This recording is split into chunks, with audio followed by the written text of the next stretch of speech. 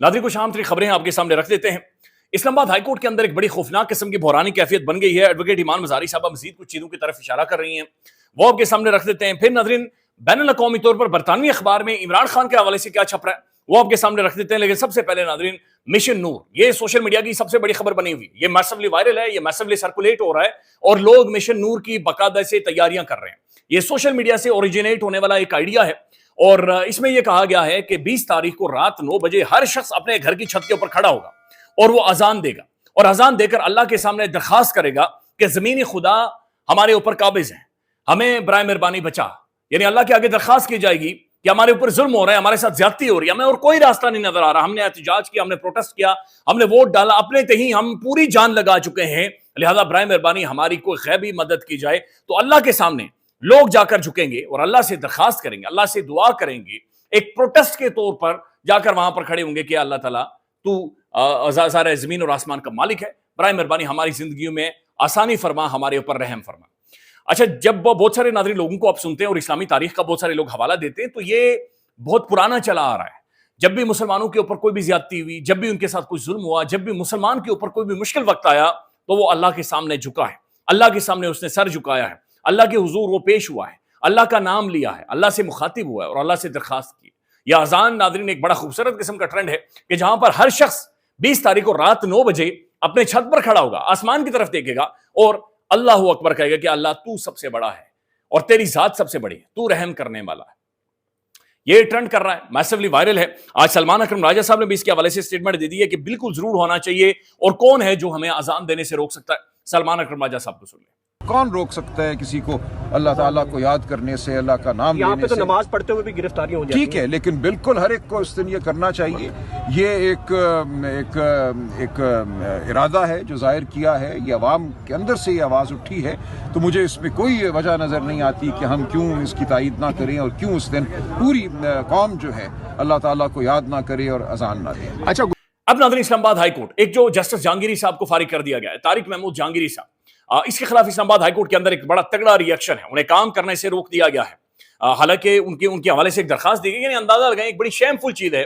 Islamabad high court का एक मुअज़्ज़ज़ जज इतने लंबे टाइम से नाज़रीन वो लीगली पाकिस्तान के अंदर सर्व कर रहा है, वकील, अटॉर्नी जनरल, फिर उसके बाद बतौर जस्टिस। आज उसके बारे में ये कहा जा रहा है नहीं जनाब उसकी जो LLB की डिग्री है वो जाली है। एक तो उन्हें फारिग किया गया, उसके हवाले से बहरानी कैफियत इस्लामाबाद हाईकोर्ट के अंदर बनी हुई है। और दूसरा जो इस्लामाबाद हाईकोर्ट के चीफ जस्टिस है सरफराज डोगर साहब, वो मुलजिम है एक ऐसे मामले में जहां पर एडवोकेट ईमान मज़ारी साहिबा हर जगह पर जाकर दरखास्त दे रही हैं कि भाई इन्होंने वर्क प्लेस के ऊपर हैरेसमेंट की है, इन्होंने तंग किया है, इन्होंने अनकंफर्टेबल माहौल बनाया है, सेक्सिस्ट रिमार्क्स पास किए हैं। अब ईमान मज़ारी साहबा ने एक और दरखास्त दे दी है सुप्रीम जुडिशल काउंसिल में भी और चीफ जस्टिस ऑफ पाकिस्तान के सामने भी कि सर इस मसले को हल करें। ईमान मज़ारी साहबा क्या कह रही है कि जब से वो सरफराज डोगर के पीछे गई हैं या उन्हें मुलजिम बनाए या उनके हवाले से वो बातचीत कर रही हैं, उनके गिर्द घेरा किस तरीके से तंग किया जा रहा है, ये एडवोकेट ईमान मज़ारी साहबा को सुन लें। कि हमारा काम शायद इतना मुअस्सर है कि रियासत इतनी घबरा गई है इस काम से। और दूसरी बात कि जिस तरह आपको पता है कि एक बहुत अनफॉर्चुनेट वकूआ हुआ था चीफ जस्टिस साहब की अदालत में, और इंटरेस्टिंग बात यह है कि उसके एक दिन बाद ये स्पेशल प्रोसिक्यूशन टीम बनाई जाती है, उसका नोटिफिकेशन जारी किया जाता है और 15 तारीख जिस दिन मैं हरासमेंट कंप्लेंट फाइल करती हूँ और SJC में जाती हूँ उस दिन हमारा चलान इधर जमा हो जाता है। तो आप खुद सब समझदार हैं, आप समझ सकते हैं कि क्या हो रहा है। में आपने जो अब वो मजीद इसकी वजाहत कर रही हैं कि जनाब हम पर इल्जाम लगाया जा रहा है कि जो एक बैंड आउटफिट है BLA, जनाब हम उसकी हिमायत करते हैं, लेकिन जो हमारे ट्वीट सबूतों के तौर पर लगाए गए हैं वो ट्वीट मिसिंग पर्संस के हवाले से, और मिसिंग पर्संस के ऊपर नाज़रीन ज़ाहिर पाकिस्तान के अंदर एक मिशन मौजूद है। मिसिंग पर्संस के ऊपर पाकिस्तान के प्राइम मिनिस्टर कटारे में खड़े हैं, मिसिंग पर्संस के ऊपर इंटरनेशनली ये पाकिस्तान के ऊपर रिपोर्टिंग होती है। और दूसरा वो कह रहे हैं कि जनाब जो हमारे ट्वीट लगाए गए हैं वो डॉक्टर महारंग बलोच के हवाले से है। ईमान मज़ारी साहब को सुने। जी, ये केस है सेक्शन 9, 10, 11 और 26 AP के तहत। सेक्शन 9 है ग्लोरिफिकेशन ऑफ ऑफेंस के हवाले से, सेक्शन 10 है साइबर टेररिज्म के हवाले से, सेक्शन 11 है हेट स्पीच के हवाले से और सेक्शन 26A है फेक इन्फॉर्मेशन के हवाले से।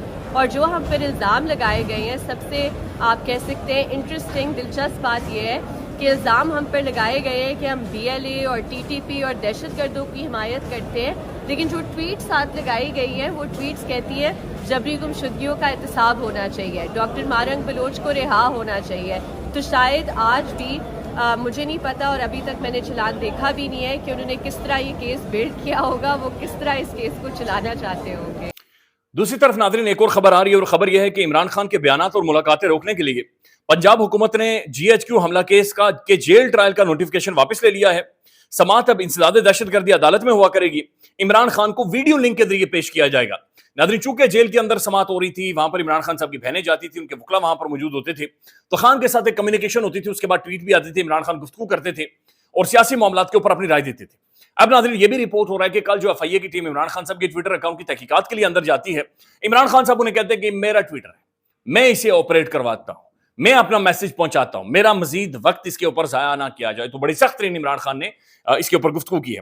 لیکن اب یہ ناظرین یہ فیصلہ کیا گیا ہے کہ عمران خان کا کوئی جیل ٹرائل نہیں ہوگا, بلکہ یہ راولپنڈی کی انسداد دہشت گردی کی عدالت کے اندر ہی معاملات چلیں گے. عمران خان کو ویڈیو لنک کے ذریعے باقاعدہ سے لیا جائے گا. صدیق جان صاحب لکھتے ہیں کہ 2 دن پہلے اور کل بھی خبر دے چکا ہوں کہ عمران خان کی ملاقاتیں مکمل طور پر ختم کر کے ان کو طویل عرصے کے لیے آئسولیٹ کیا جا رہا ہے. ان کی لیگل ٹیم ملاقاتیں روکنے کا معاملہ سپریم کورٹ نہیں لے کر جا رہی اور نہ ہی عدالتوں میں اس حوالے سے دباؤ بڑھایا جا رہا ہے. PTI قیادت عمران خان کی ملاقاتوں سے تنگ ہے کیونکہ پھر عمران خان کے احکامات آ جاتے ہیں اور یہ عمران خان کے کسی حکم پر عمل نہیں کرنا چاہتے. تو یہ ناظرین سوال اٹھ رہا ہے ایک دفعہ پھر تحریک انصاف کے لیلوں کے اوپر کہ یہ لیلے کیوں عدالتوں کے اندر نہیں جا رہے, یہ لیلے کیوں بحران نہیں پیدا کر رہے, کرائسس نہیں کریٹ کر رہے کہ عمران خان کے ساتھ ملاقاتیں نہیں کروائی جا رہی. اب خیبر پختونخوا کے اندر ناظرین پشاور میں جو جلسہ ہے ظاہر ہے وہ پاکستان کے اندر پالیٹکس کے ایک نئی ٹون سیٹ کرے گا, تو لیٹس سی اس میں سے کیا نکلتا ہے. لیکن صدیق جان صاحب جس طرف اشارہ کر رہے ہیں کہ اصل میں جو لیلے ہیں تحریک انصاف کے باہر وہ کسی بھی طور پر اس معاملے کو ایک کرائسس کی طرف نہیں لے کر جا رہے, اور جس کی وجہ سے عمران خان کو ہر طرح سے نقصان ہو رہا ہے, اور یہ نقصان ناظرین مزید بڑھتا چلا جا رہا ہے. جبکہ جو بین الاقوامی انڈیپینڈنٹ UK کا ایک بین الاقوامی جریدہ ہے وہ لکھ رہا ہے کہ Imran Khan son says father kept in the death cell as he files United Nation appeal. یعنی خان صاحب کے بچوں نے اقوام متحدہ کے سامنے اپیل کی ہے کہ بھائی ہمارے والد صاحب کے ساتھ ٹارچر ہو رہا ہے, ان کے بنیادی رائٹس وائلیٹ کر دیے گئے ہیں. جمائمہ گولڈ سمتھ اس حوالے سے ٹویٹ کرتی ہیں کہ Imran Khan son says father kept in the death cell as he files United Nation appeal alleging torture, no one is safe. وہ کہہ رہے ہیں کہ جناب ان کے بچوں نے کہا ہے کہ خان کے ساتھ ٹارچر کیا جا رہا ہے, چونکہ آئسولیشن میں آپ کسی کو بھی نہیں رکھ سکتے. نا آئسولیشن میں رکھنا ہی کرائم ہے, یہ ٹارچر ہے, یہ ظلم ہے, اور یہ عمران خان کے ساتھ کیا جا رہا ہے. پھر کھانوں کے حوالے سے, پھر کمفرٹ کے حوالے سے وہ ساری چیزیں عمران خان صاحب بتاتے نہیں ہیں, لیکن ظاہر ہے اس اپیل کے اندر یہ ساری چیزیں رکھی گئی ہیں. اور خاص طور پر جس ٹارچر کا ذکر کیا گیا ہے وہ ہے فیئر ٹرائل, کہ عمران احمد خان نیادی کو کسی بھی طرح سے فیئر ٹرائل نہیں دیا جا رہا.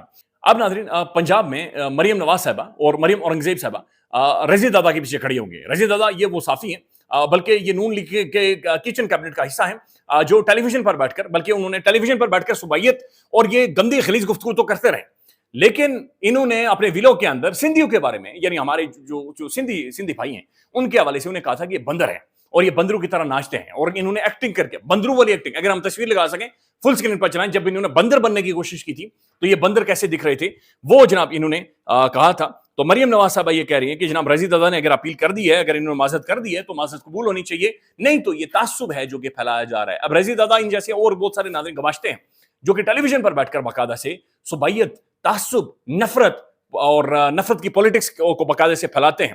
اب مریم اورنگزیب صاحبہ کا بھی ٹویٹ آیا ہے, وہ کہتی ہیں سینئر صحافی اور ویلاگر رضوان صاحب اور رضی دادا جمہوری جدوجہد میں میڈیا کے ایک طاقتور اور توانا آواز, میں بہرحال نہیں پڑھ سکتا, لیکن پنجاب کی جو گورنمنٹ ہے, مریم اورنگزیب صاحبہ ہوں یا مریم نواز صاحبہ, وہ رضی دادا کے سامنے کھڑی ہوگی, رضی دادا کے پیچھے کھڑی ہوگی.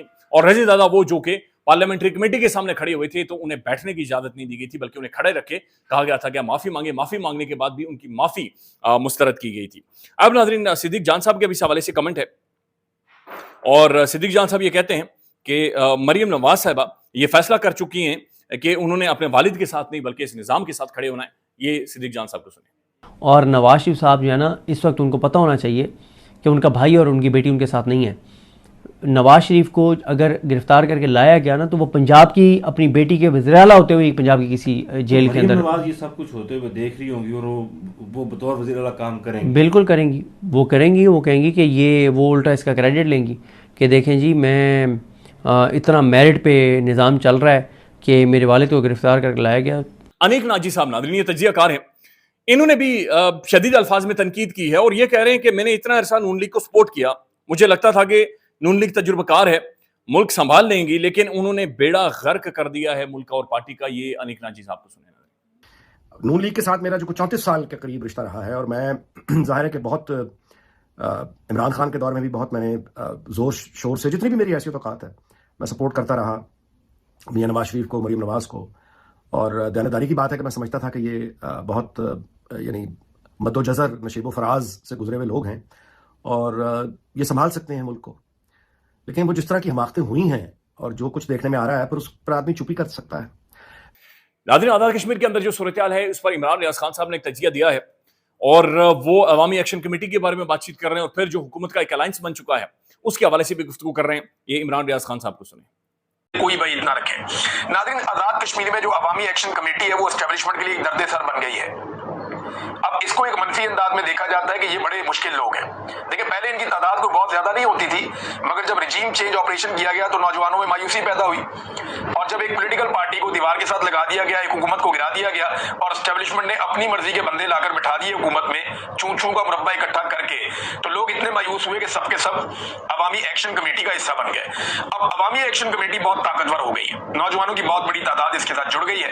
ये रियासत के गले पर अंगूठा रख के अपने मुतालबात पूरे करवा लेते हैं।